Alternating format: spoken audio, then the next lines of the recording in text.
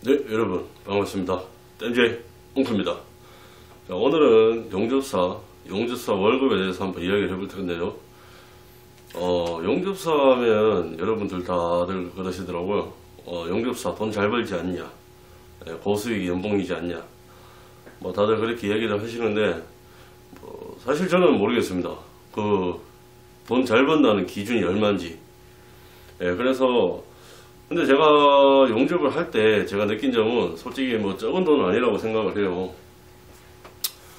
그래서 그 부분을 되게 이제 궁금해 하시는 분들이 많아가지고 제가 이제 오늘 이렇게 한번 이야기를 해보려고 합니다. 자, 일단 뭐 용접사 월급을 뭐 이야기하기 전에 일단 용접은 세 가지가 있습니다. 이 세 가지를 알아야 되고, 어느 곳에서 용접을 하는지 그 부분도 한번 알고 넘어가 보도록 하겠습니다. 자, 용접사라면 용접 종류가 세 가지가 있는데, 일단 첫 번째로 아크 전기 용접이라고 그러죠. 아크 용접이 있고, 두 번째 CO2, CO2라고 탄산가스를 이용해서 하는 용접이 있어요. 주로 조선소에서 굉장히 많이 씁니다. 그리고 이제 티그 용접이라고 있습니다. 알곤 용접이라고도 하는데, 알곤 가스를 이용해서 알곤 용접이라고도 합니다. 주로 제가 했던 용접이 티그 용접이고요.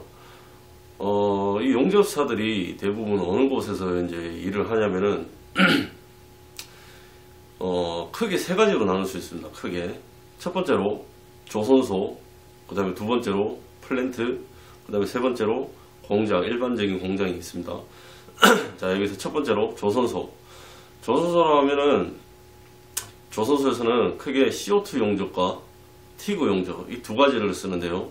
CO2 용접사 같은 경우는 제가 근무를 할 때 당시에는 최저 11만원부터 16만원까지 굉장히 다양합니다.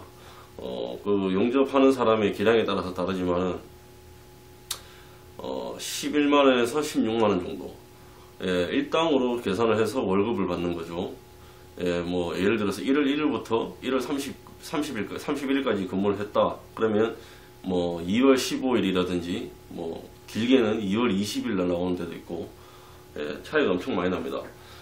그렇게 했을 때 한 달 31일 과정에 있을 때 솔직히 사람이 한 달 31일 다 일을 못 하잖아요. 힘들어가지고 일요일만 쉰다고 생각을 했을 경우에 한 달 26일을 근무를 하게 됩니다.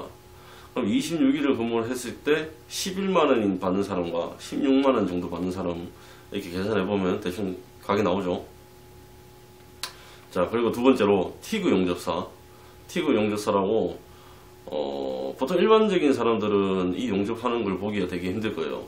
왜 그랬냐면 휴대성이 없어요. 용접기가.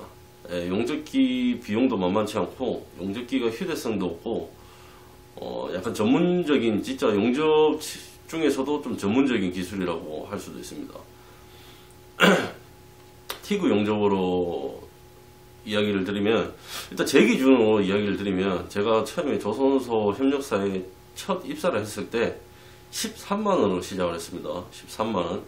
13만원으로 시작을 했고, 그거는 13만원은 진짜 경험도 거의 없고, 현장 경험도 거의 없고, 이제 막 시작했을 때 13만원을 받았고, 제가 경력이 좀 쌓이고, 이제 조선소 내에서도 성급 시험이라고 있어요.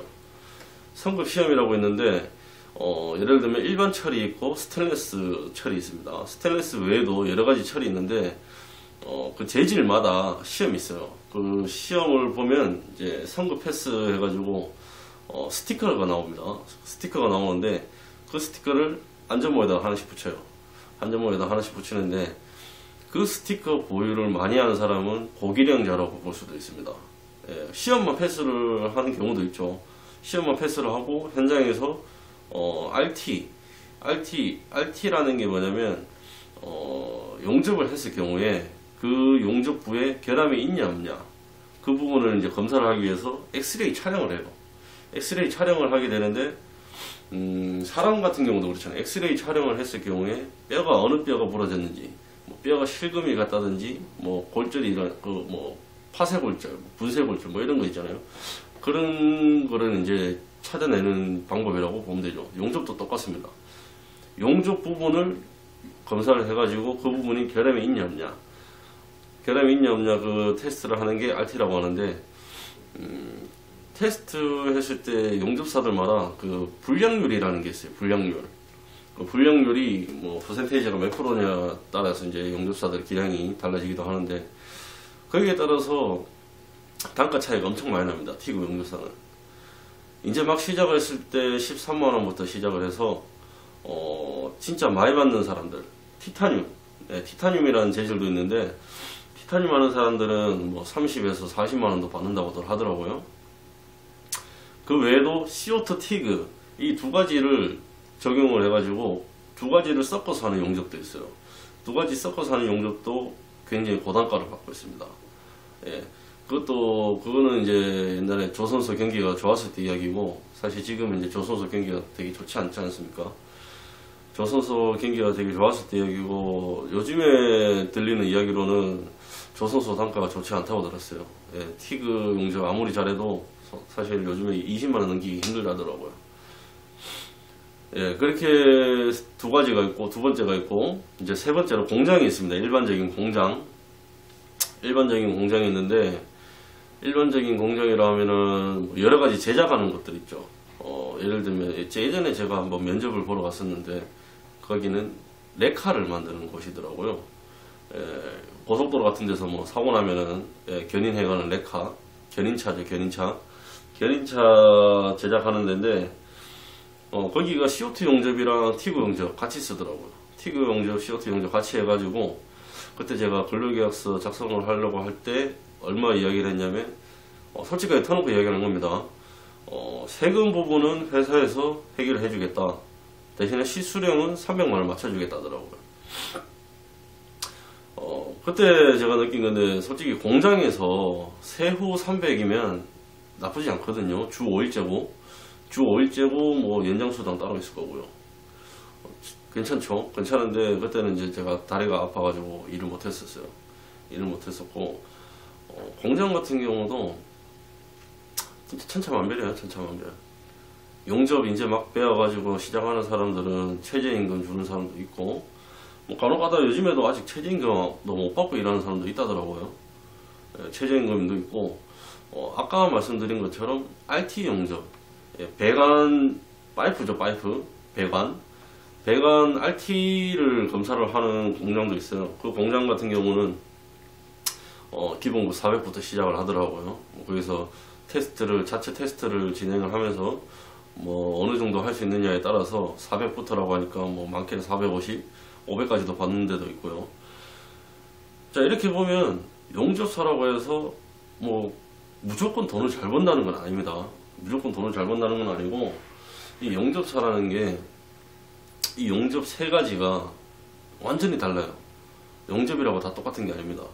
완전히 다르고, 이 세 가지를 잘한다면은 돈 잘 법니다, 진짜. 진짜로 돈 잘 벌어. 이 세 가지를 다 두루 잘하면.